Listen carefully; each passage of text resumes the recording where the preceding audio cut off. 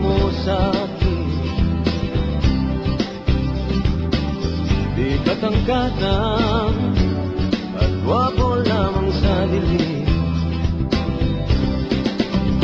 ngunit di ko nga inakala na ang isang tulad mo ay hilig sa isang tulad ko.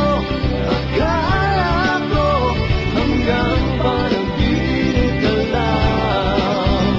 Ako na yata ang pinakamagandang lalaki sa mundo.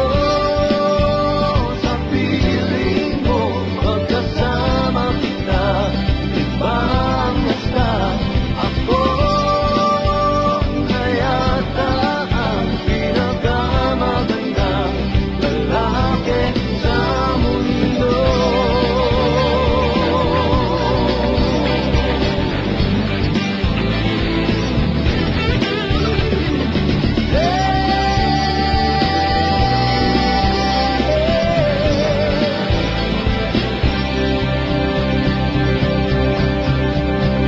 Ako na yata ang pinakamagandang lalaki sa mundo.